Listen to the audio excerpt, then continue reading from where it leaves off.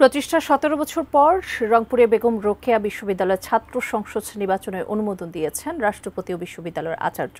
বিস্তারিত জানাতে বেগম রোকেয়া বিশ্ববিদ্যালয় ক্যাম্পাস থেকে সরাসরি যুক্ত হচ্ছেন প্রতিনিধি শাহরিয়ার মিম। ধন্যবাদ। রংপুরের যে বেগম রোকেয়া বিশ্ববিদ্যালয় অর্থাৎ শহীদ আবু সাঈদের যে বিশ্ববিদ্যালয়, সেই আবু সাঈদের বিশ্ববিদ্যালয়ে কিন্তু ছাত্র সংসদের যে আইন সেটি কিন্তু রাষ্ট্রপতির কিন্তু আদেশক্রমে কিন্তু সেটি চালু হয়েছে। আর আগামী নভেম্বরে অর্থাৎ এই বছরের নভেম্বরেই কিন্তু এখানে নির্বাচন হওয়ার কথা রয়েছে, এমনটাই কিন্তু আমরা জেনেছি। আমরা এই মুহূর্তে এখানে রয়েছি বেগম রোকেয়া বিশ্ববিদ্যালয়ের শিক্ষার্থীদের সাথে আমরা কথা বলার চেষ্টা করেছি।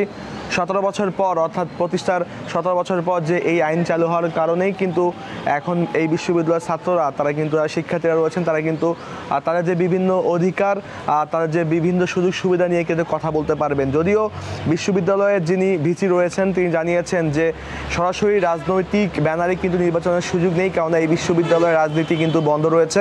তবে সমর্থিত বিভিন্ন আমরা অঙ্গন থেকে জানতে পেরেছি যে সমর্থিত প্যানেল নিয়ে কিন্তু নির্বাচন করতে পারবো। আমরা এই পর্যায়ে একজন শিক্ষার্থীর সাথে কথা বলবো, তার সাথে আপনারা এখন এই ছাত্র সংসদের জন্য বিভিন্ন সময় বিভিন্ন আন্দোলন হয়েছে, এখন আপনারা কি চাচ্ছেন?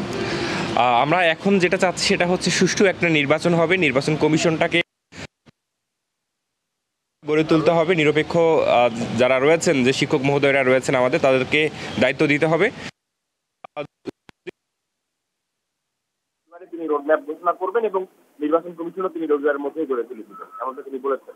এই নির্বাচনের মাধ্যমে আপনাদের কোন কোন সমস্যাগুলো সমাধান হবে বলে মনে করেন? আমরা মনে করছি শিক্ষার্থীদের সব থেকে বড় যে সমস্যাটি সেটি হচ্ছে আবাসন সংকট। এছাড়াও আমাদের ক্লাসরুম সংকট রয়েছে, আমাদের অডিটোরিয়াম নাই, খেলার মাঠ নাই, অনেকগুলো আসলে একটা বিশ্ববিদ্যালয় পূর্ণাঙ্গ একটা বিশ্ববিদ্যালয় হতে যে বিষয়গুলো লাগে বেগম রোকেয়া বিশ্ববিদ্যালয়ের কিন্তু সেগুলো নাই। আমরা দাবি রাখি বিদ্যালয়ের কিন্তু সেগুলো নাই। আমরা দাবি রাখি ব্রাকসু যদি প্রতিষ্ঠিত হয় তাহলে আমরা আমাদের এই দাবিগুলো অবশ্যই পূরণ করতে পারবো।